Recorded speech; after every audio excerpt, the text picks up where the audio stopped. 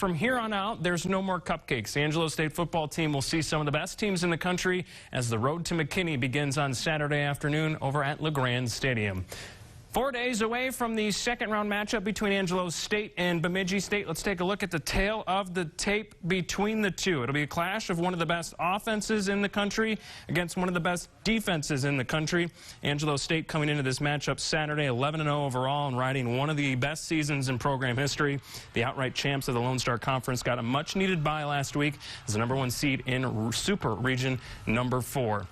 All right, so let's do a deeper dive on the Rams this season. Statistically, the Rams come into Saturday's contest scoring just above 32 points per game, led by senior quarterback Zach Bronkhorst, over 2,500 yards of offense, 21 touchdowns, and just 6 interceptions, tied for the third fewest in the country. Running the ball, it's offensive back of the year, second year in a row, and Nate Amayabu with over 1,000 yards rushing, 7 touchdowns, and then KSAN Phillips over 600 yards of rushing, 6 touchdowns for him. What's really great about the Rams offense, 5 receivers with three receiving touchdowns this season. You talk about spreading the wealth there. Defensively, the Rams 4th in the country in scoring defense this season, just allowing 11.7 points per game or 127 total points allowed this season. The Rams have only allowed their opponents to find the end zone just 16 times in 11 games. If you score a touchdown on the Rams, keep the ball.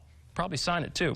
The Rams are led by Micah Flowers, Eric Roscoe with 61 total tackles, have the Defensive Lineman of the Year in Brady's Weston Bauer and Andrew Pitts. Defensive Back of the Year, Bauer finishing with 39 total tackles, 6.5 tackles for loss, and Pitts led the LSC in interceptions and scoring with 2 pick sixes. Before we deep dive into the numbers from Beavers of the Bemidji State Beavers from Bemidji, Minnesota, let's introduce you to them. The Beavers coming out of the Northern Sun Intercollegiate Conference made up of teams from Nebraska, North Dakota, South Dakota, Minnesota, and Iowa. Bemidji is the back-to-back champs out of the NSIC last year, the first time ever. This year, the second time. BSU led by NSIC Player of the Year and junior quarterback Brandon Alt, slinging it all over the field for the Beavers.